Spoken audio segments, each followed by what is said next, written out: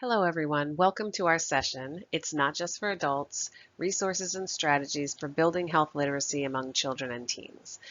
I'm Kate Blackburn, and I'm glad to be part of IHA's annual Health Literacy Conference here representing Nemours Children's Health along with my colleague Jamie Williams.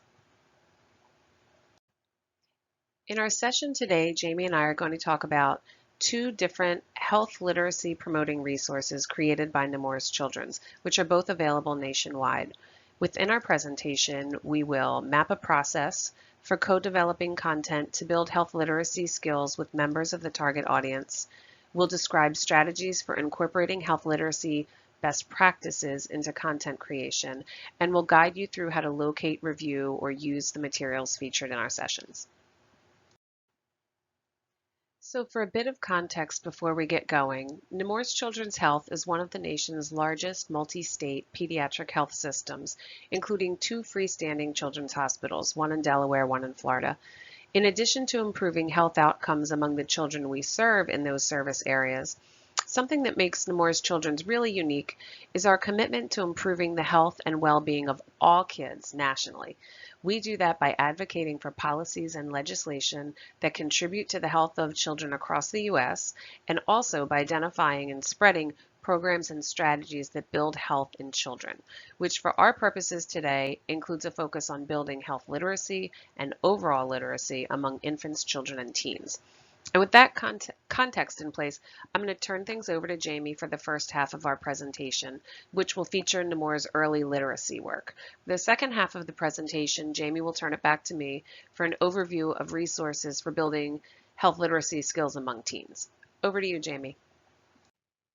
Thanks, Kate, for the great introduction. I'm excited to share with you the resources that Nemours Children's has built to help the birth to 5 population build a strong foundation for literacy. Did you know that literacy is one of the strongest predictors of adult health? I know. I might be preaching to the choir when I say this, but think about it. If you weren't literate, how would you know how to find the information to contact your doctor? Or better yet, if you got to that doctor appointment, how would you know how to read your aftercare summary or the instructions for how to take the medication that they gave you?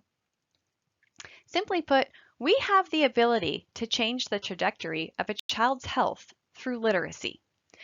Because we know that literacy development is a lifelong process that begins before birth, with sound recognition, we have to set the stage for a positive acquisition of language and literacy skills. So you might be asking, well, why do we have to start so early? Babies are just little blobs, right? Well, not really. Incredibly, their brain doubles in size the first year of life. It keeps growing to about 80% by age 3, and then 90%, which is nearly full grown, by age 5. This has a lasting impact on a child's ability to learn and succeed in school and in life. You might be surprised to know that a newborn baby has all of their brain cells or neurons that they're going to have for the rest of their life. But it's the connections between these cells that really make the brain work. Brains are built and grow through touch, talk, sight, and sound in early childhood experiences and enable us to move, think, communicate, and do just about everything. This learning starts long before a child steps foot into kindergarten and is strengthened through regular interactions and stimulation in their home and in quality early learning settings. It might not surprise you to know that overall student progress and reading had actually stalled in the last decade, and then COVID hit, which worsened the achievement gaps, with the highest performers stagnant and the lowest achieving children falling further behind. This is actually the largest decline in reading scores on the National Assessment for Educational Progress since 1990. With the understanding that child health and reading skills are closely linked, and that reading failure is a major child health issue, Nemours Children's Health created a division known as Reading Bright Start, which specializes in developing products and resources based on research to promote strong reading foundations for all children. With research as the backbone of our work, our team of educational experts has taken a unique approach to helping every child in our reach learn to read. We can't move the needle of health literacy without giving children the building blocks of foundational literacy to set them up for lifelong reading success. As professionals in the healthcare setting, creating partnerships with local and early education groups is critical in helping to build that foundation. So what is it that makes the Nemours Reading Bright Start approach unique? Well, one unique feature of Nemours Reading Bright Start is how important it is for every child to succeed and feel a sense of pride and accomplishment in the effort that they put into learning activities. For this reason, our materials and activities are designed to provide failure-free instruction to struggling learners. It's very important to provide all learners with the support that they need, but it's even more important when children have struggled with literacy skills, such as letter recognition. Did you know that research in brain science indicates that when children are exposed or introduced to teaching methods that encourage the use of 2 or more pathways simultaneously, they have a greater chance of understanding and retaining the material? For that reason, Reading Bright Start has developed literacy-based activities that use multisensory materials in a way that supports children as they make connections to foundational literacy concepts so that they can see it, hear it, do it, and touch it. Bright Start also provides explicit and systematic instruction that delivers reading concepts into small, simple steps for children. Explicit instruction explains very clearly what it is that you want children to learn, and the systematic instruction provides a step-by-step sequence for acquiring complex skills. The combination of explicit and systematic instruction provides opportunities for parents and educators to model and demonstrate each new skill and provides built-in opportunities for practice, repetition, and review. For each of our developmentally appropriate activities, we focus on specific foundational literacy skills. We start with building a strong language and literacy foundation for infants and toddlers, and then we continue to build oral language, print awareness, letter knowledge, emergent writing, and phonological awareness skills such as rhyming, syllables, and phonemic awareness through our preschool and early elementary activities. Dedicated to the prevention of reading failure, Reading Bright Start has resources for both families and educators that we hope you will explore and share with your patient population. We have a parent website that's filled with rich literacy content, including a preschool reading screener, articles for parents, suggested at-home activities, and book recommendations. In addition to our website, we have 4 research-based literacy curricula that can be used in childcare settings as well as public schools. Our infant and toddler programs are comprehensive curricula focused on embedding language and literacy into play and learning, while our Level 1 and Level 2 programs are supplemental curricula that provide struggling readers with more intensive literacy instruction. Let's take a quick peek at the resources that you can find at our parent website, www.readingbrightstart.org, where you can find activities that support reading readiness in children ages birth to 5. This site is designed for parents and caregivers, but can provide wonderful ideas for educators as well. We hope that you will share these resources with the families that you support within your health system.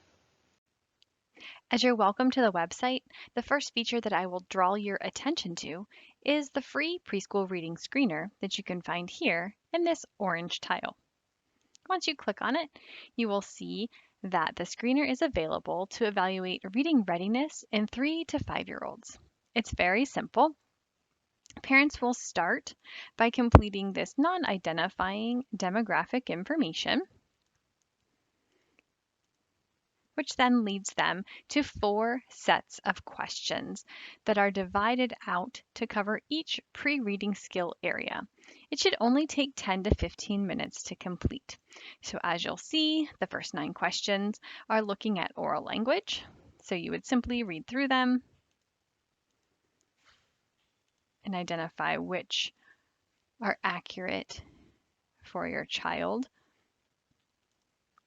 The next questions look at letter knowledge, followed by phonological awareness skills,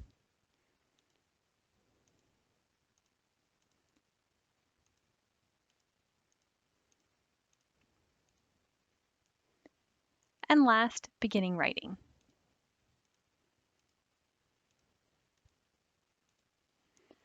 Once the questions are complete, a score is calculated immediately, and a family will receive a customized action plan for each of the skill areas. We suggest that families come back every 6 months to retake the screener and check their child's progress. In addition to the screener,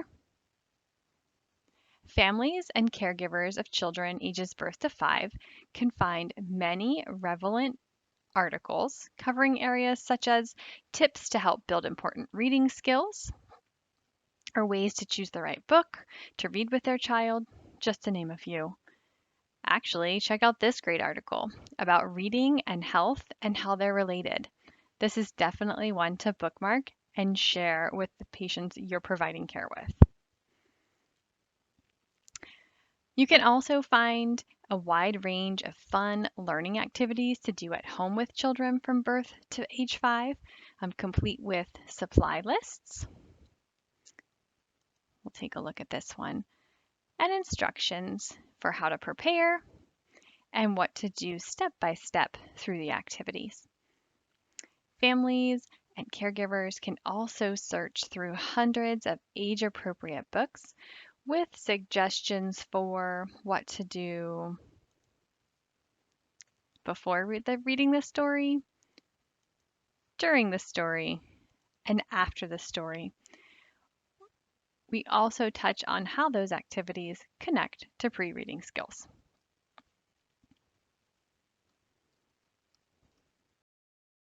As mentioned earlier, in addition to the website, we also have 4 levels of literacy-based curricula. The Nemours Children's Reading Bright Start Early Language and Literacy Success Infant and Toddler Toolkits are flexible, developmentally appropriate instructional tools that enhance the skills of early childhood caregivers in order to support the growth of infants and toddlers. The combination of experiences, books, and sensory items teach critical language and literacy skills across all domains of learning to prepare our youngest learners for future school readiness and success. This program is grounded in research on brain development to lay the foundation for literacy and lifelong health. The toolkits include scripted lessons for educators and 12 different thematic experience guides and includes over 200 language and literacy activities. The lessons incorporate high-quality children's books and hands-on manipulatives to build language and vocabulary in young children. We partner with Lakeshore Early Learning to provide the manipulative toolkits for this experience. Here's a quick screen share to show you how to find those wonderful manipulative kits on the Lakeshore Learning website. So simply type into your search engine www.lakeshorelearning.com. When you get to the site, you'll use their search bar and type in Nemours. That's Nemours, and then scroll over to the magnifying glass and click. That will bring you to the landing page where the kits can be purchased. So whether you have interest in the infant toolkit or the toddler kit, you can click right into them there. If you have interest in the printed curricula, feel free to reach out to me for additional information on how they can be purchased. Used in preschool classrooms, the Nemours Reading Bright Start Level 1 curriculum is a unique, interactive, and fun program specifically designed for teaching early literacy skills to small groups of 3 to 5-year-old children. The 20-lesson program puts teachers on the cutting edge of early literacy best practice with a hands-on approach to building a foundation for reading readiness skills. The complete Level 1 program also has proven instructional strategies for developing oral language, print awareness, alphabet knowledge, phonological awareness, emergent writing, and comprehension. This product consists of a lesson plan kit filled with 20 lessons and all of the reproducible materials needed for those lessons, a read-aloud book set with books that correspond to each lesson, and finally, a manipulative kit filled with sensory materials that children engage with during their lesson interactions. Each of these items are sold by our partner, Kaplan Early Learning. Keep in mind that as children progress through Reading Bright Start Level 1, there's also a Level 2 curriculum available. The Nemours Reading Bright Start Complete Program for Early Literacy Success, Level 2, is an intensive and engaging supplemental curriculum specifically designed to build on foundational reading skills for beginning readers, especially those who are struggling with early literacy concepts. The Level 2 program guides beginning readers towards mastery of foundational reading skills without fear of failure. Most often used in kindergarten and first grade classrooms, Level 2 can be used as a Tier 2 intervention for RTI students or a safety net for those needing an extra layer of support. The 36-lesson Level 2 program includes proven strategies for small group instruction to develop print awareness, letter knowledge, phonological awareness, phonemic awareness, phonics, writing development, oral language, and fluency. The complete kit also includes a chart book of rhymes and poems, as well as a manipulative kit filled with multisensory materials designed to reach each learning modality. The next website I would like to share with you is the Reading Bright Start landing page on the Kaplan Early Learning website. This time, you'll type in Kaplan, kaplanco.com/Nemours in your search engine, which will bring you to our landing page. Once you arrive, you'll be greeted with this great little video which shows some sweet children engaged in multisensory literacy learning with their classroom teacher. After watching the video, you can scroll down, answer a few quick questions to guide you in which direction of kit would be best for the students that you're working with. In addition, there's a navigation bar here on the right of the page that will help you with what you're interested in exploring. Notice the background information for Nemours is there, as well as information on our Level 1 products, our Level 2 products. But in addition to that, you'll see that we also have products and resources that are geared towards dual language learners, and we also have professional development offerings. In addition, we have information on the intensive research and outcomes that we have completed throughout the years on our toolkits. This is followed by some great success stories from program administrators, classroom teachers, and directors of programs, as well as downloadable resources that connect specifically to the curriculum.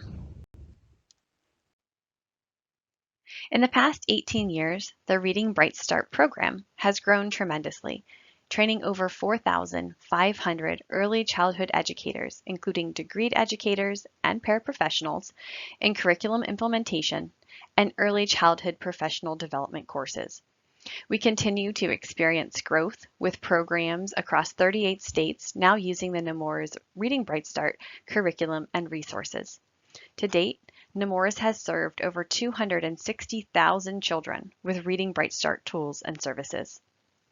We aim to continue to grow our literacy initiative, not only within our health system, but also outside of our walls, in underserved communities that need us the most. This gives us the opportunity to create the healthiest generation of children and to work towards the ultimate goal of making every child a reader. This wraps up my overview of the Nemours Children's Literacy Resources for Children from Birth to 5. I hope it's left you thinking about how your health system can work to partner with local early education groups to help build a strong foundation of literacy for those youngest learners in your community. Please don't hesitate to reach out to me with questions about these resources and how we can help you to start those partnerships in your area. Email me at nemoursbrightstart@nemours.org and make sure to include IHA questions in your subject line so I'll know to get right back to you. With that, I'll turn the presentation back over to Kate to give you a deeper dive into the resources that we have for teens. Thanks again.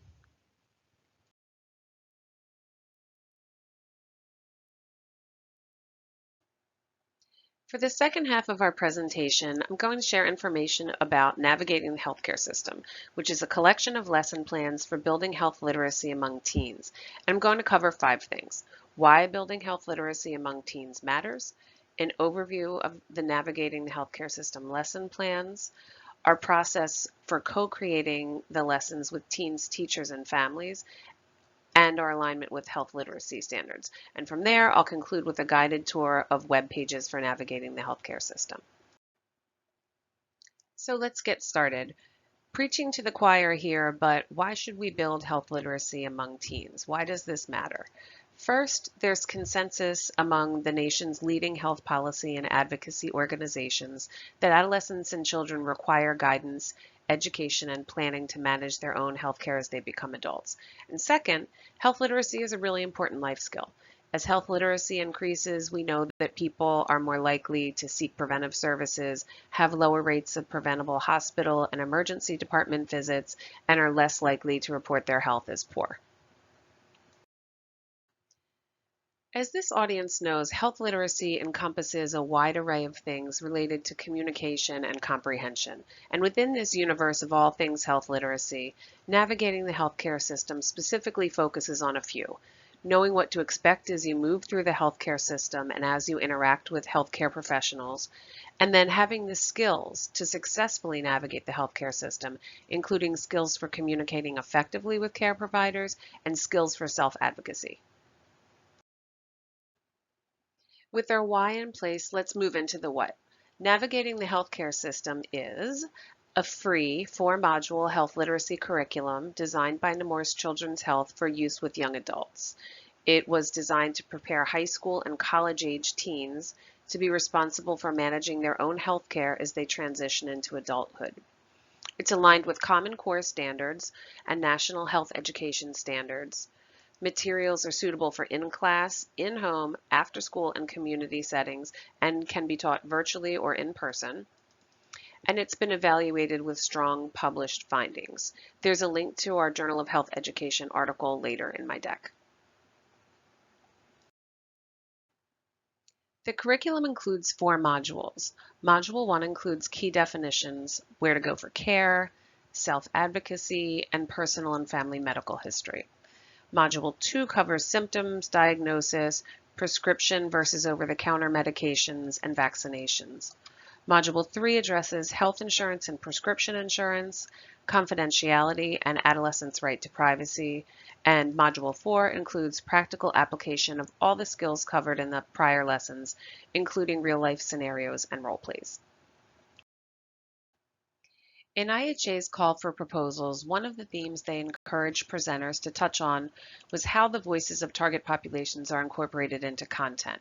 And the process used by my colleagues in developing our lesson plans is a great example of co-creating content to meet the needs and wants of the audience. So in 2007, the American Academy of Pediatrics identified preparing teens to transition to adult care providers as a priority focal area for adolescent patients with chronic health conditions.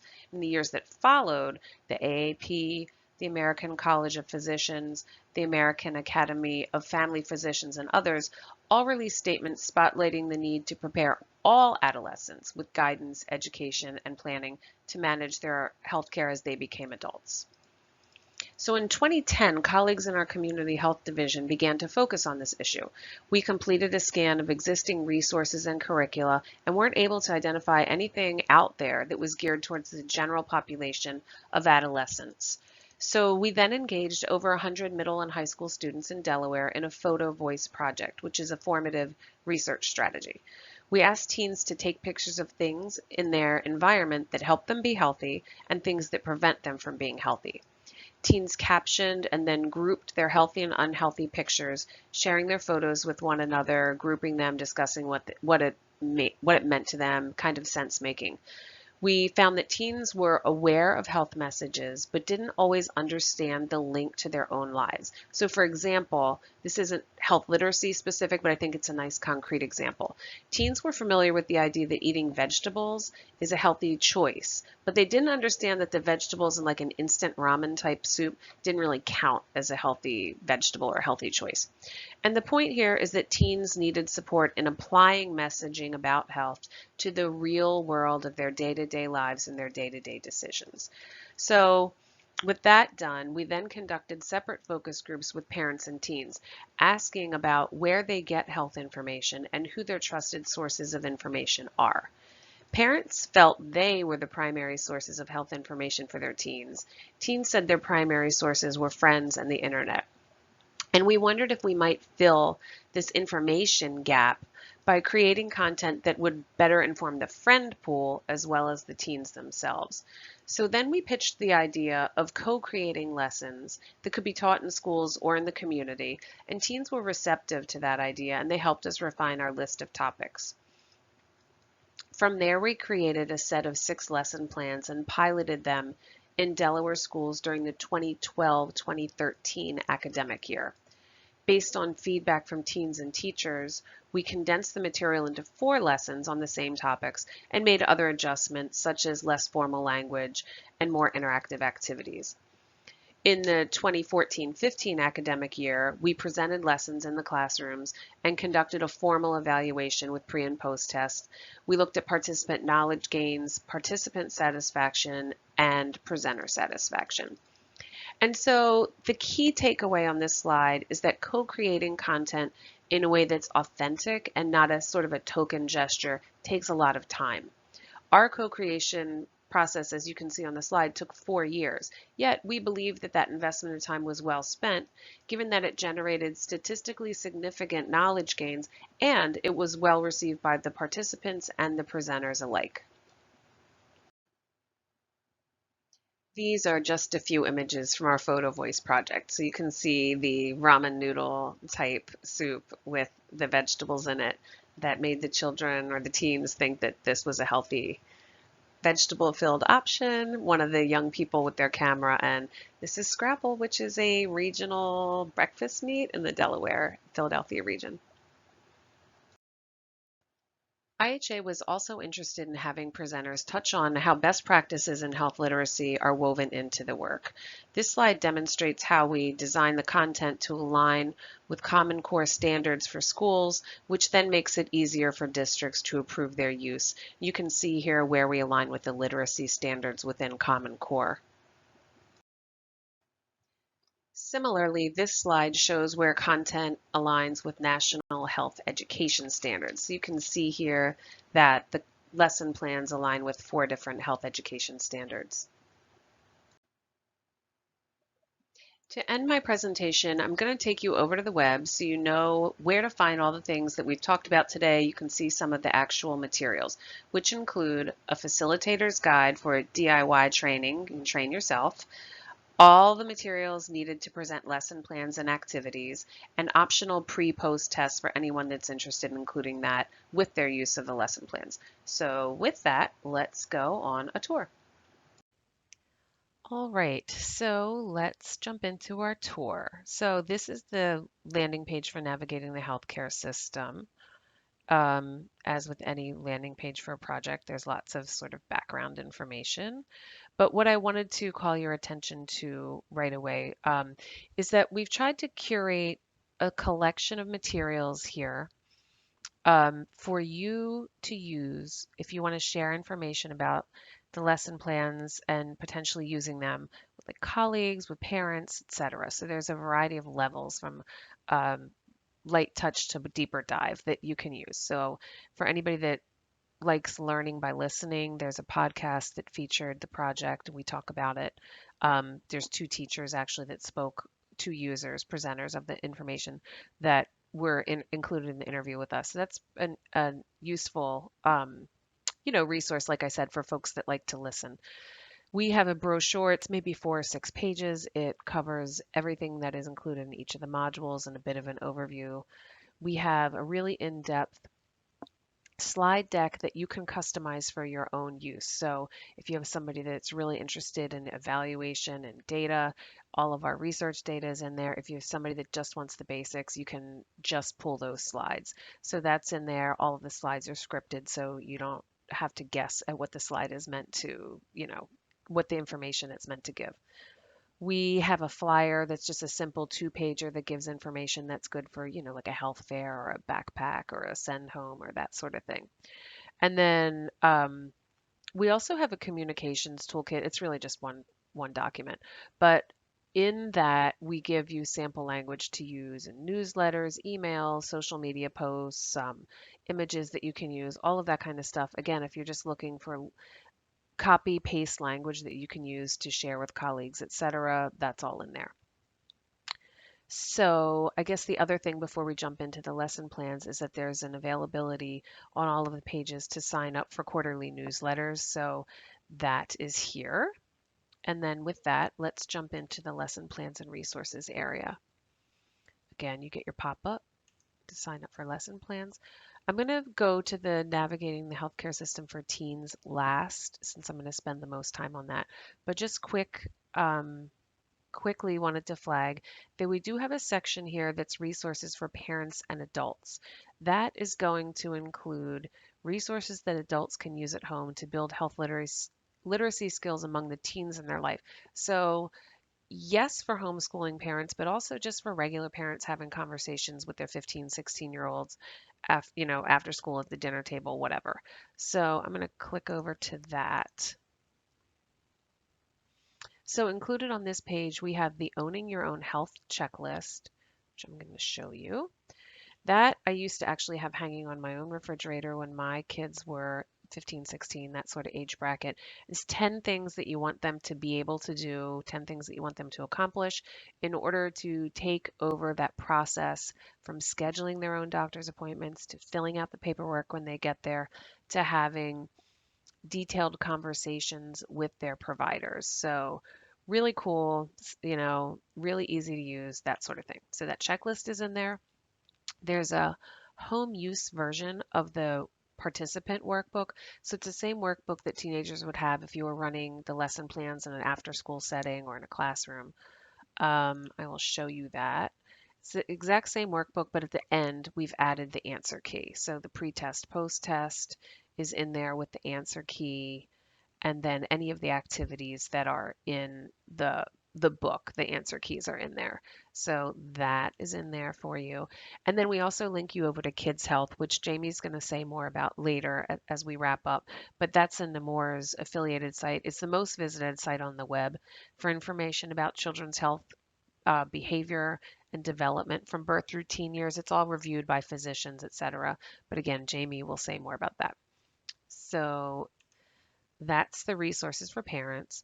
We have a version of Navigating the Healthcare System for adults, which is meant to be used maybe in like a 1 hour session.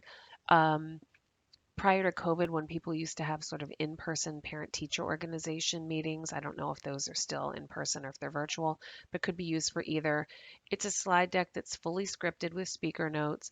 It's all the same topics that are included in the teen version, but what we found is that we were getting requests for a version that was maybe less teen oriented, less teen like pictures, and the activities were, not sort of as much up out of your seat.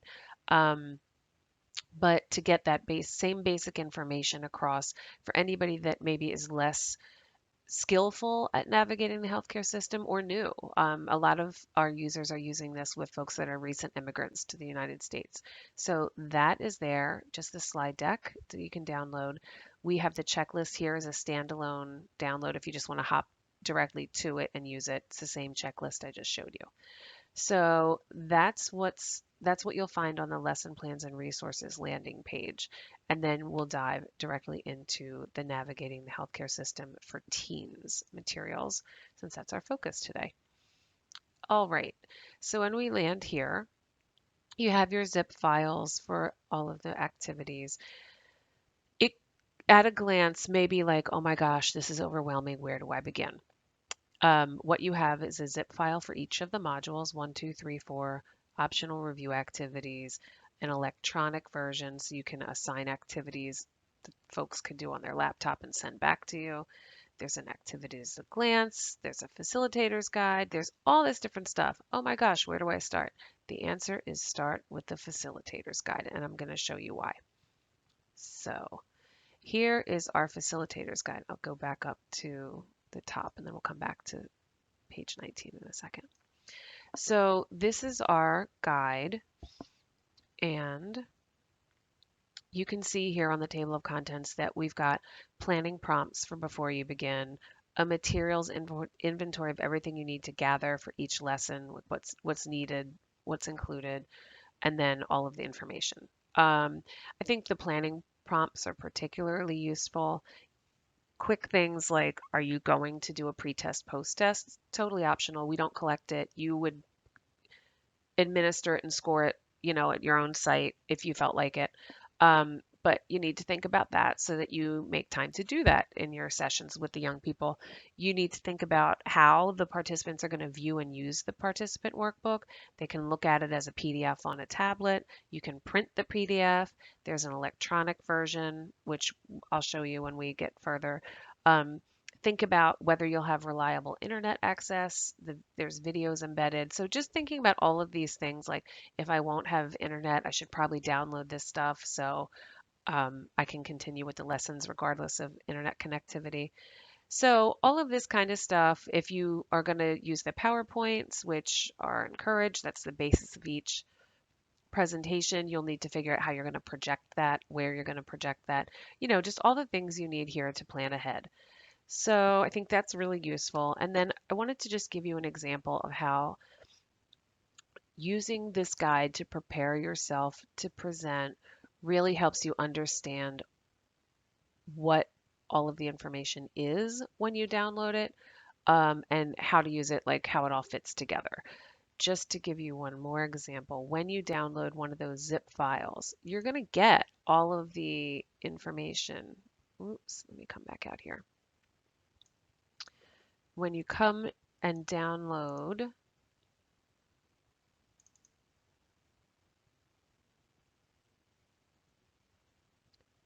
oh, they wiped my downloads. I'll show you. Let me go out this way. Hold on. Okay, we'll re-download.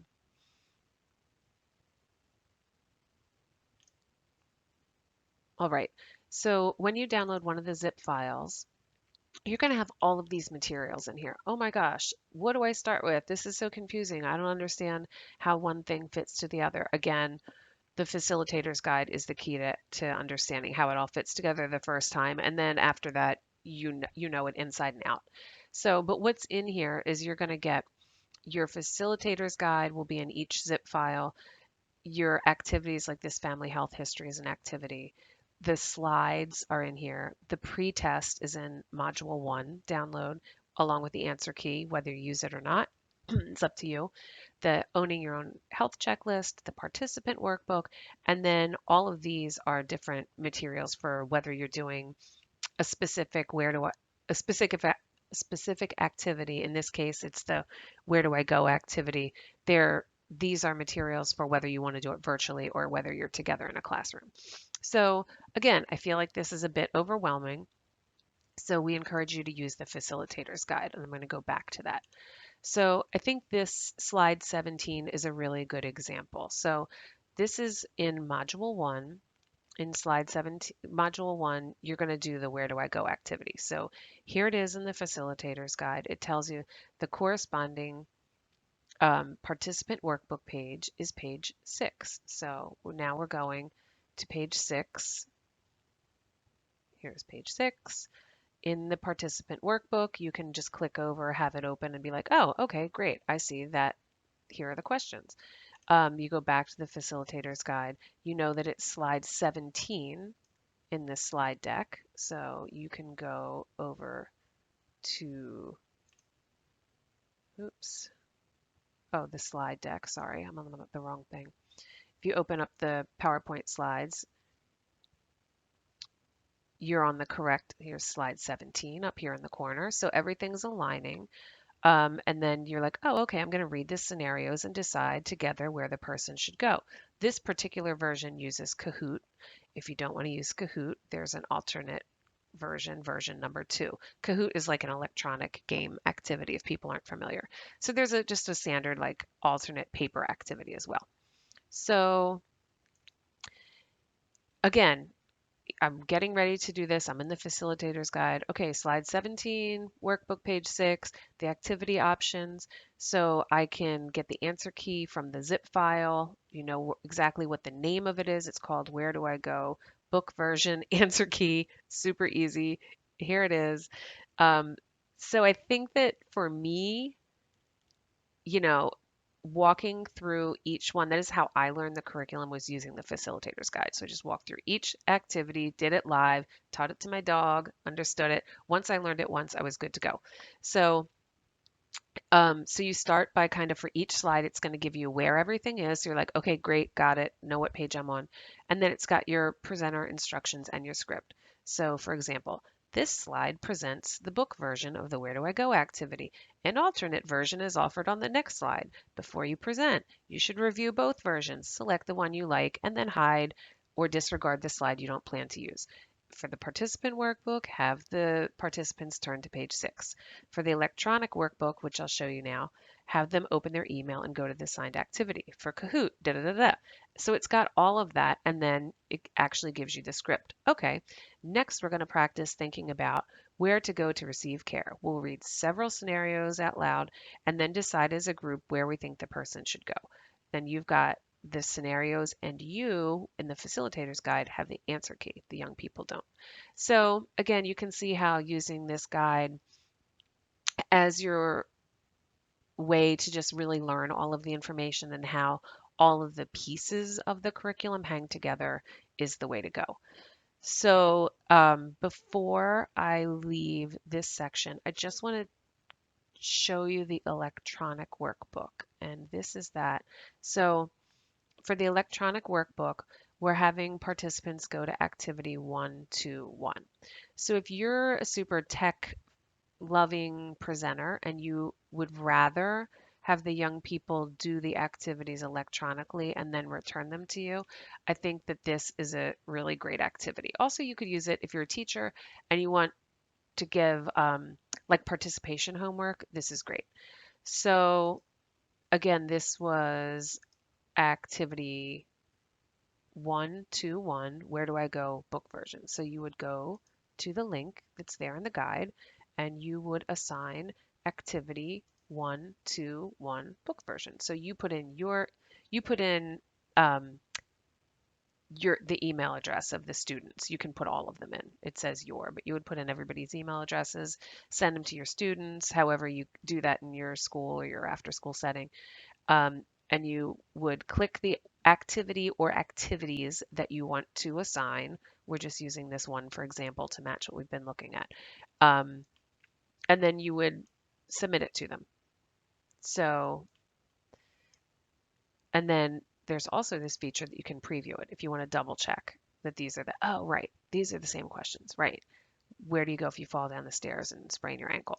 So yes, it matches. Good. Now we can send it.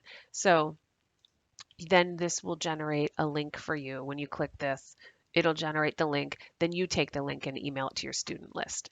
So it's very, very easy to use. We get lots and lots of activity when we pull the metrics for this. Um, when we pull the metrics for use, we get a lot of hits on this electronic version. So that's a really great resource. Let's go back out to the lesson plan area. So I think that that's, again, if you use the facilitator's guide as your way to learn what's here, then you can easily, when it's time to reteach it the next week, the next month, you can easily just jump straight in, download the information again if you didn't save it the first time, and really understand what you're using and how to use it. The only other thing that I would add is that these are just jump links. So this will take you directly to the electronic version if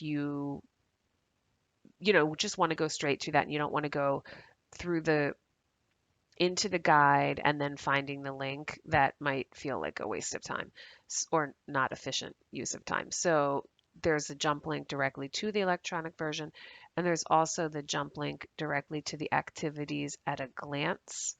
Um, document, which is just a table that has every single activity throughout the 4 lesson plans and then where you're finding the materials to go with that activity. So whether you're jumping to YouTube, whether you're jumping to Kahoot, whatever, but it's got everything in there. I'm not going to open that, but it's a nice time saver too to be able to jump directly to that. The only other thing that I would mention is that we've got a direct jump to the Teens Health page on Kids Health, which Jamie's going to mention in a few minutes. And then we also have a cool activity that our colleagues at Nationwide Children's Hospital allowed us to include on this web page. And it's a kind of cool add-on activity. Um, it's a web-based activity that young people can use to identify trustworthy sources of health information on the web. So we always want to thank our colleagues at Nationwide Children's for allowing us to include that here. That's not included in any of the actual formal modules, but we love it. So I guess with that, that concludes our tour. I would love feedback. We're always always encouraging and welcoming of feedback on, hey, we would love it if you would add this. We try to update the lesson plans every summer, just refresh them if there's any new topics that need to be added, etc. So always great to hear from the user community in between, at any point using this email. And then twice a year, we do user community surveys. So if you have signed up to receive the emails here, we'll send out a survey twice a year that's just sort of like, hey, are you using this? How many young people are you teaching it to? What kind of setting? Homeschool, after school, community based, classroom, whatever. Questions like that. And then also, what topics would you like to hear we have us include going forward? That sort of thing. So with that, I'm going to end my little tour and we will move back to close out our session. In closing, here are key links to information covered today, as well as the email address you can use to get in touch with our project team for any questions you have related to navigating the healthcare system or just general follow-up from the session. In addition to the resources that we touched on today, here are other health and literacy promoting resources from Nemours Children's Health that may be of interest to you. Healthy Kids, Healthy Futures focuses on resources for early care and education professionals, trainers, teachers, and state and local leaders. Kids Health is the most viewed site on the web for dependable information on children's health, behavior, and development from birth through the teen years.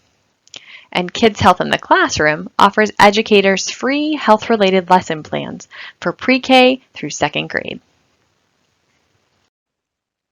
Let's take a quick look at the wonderful content on the Kids Health website.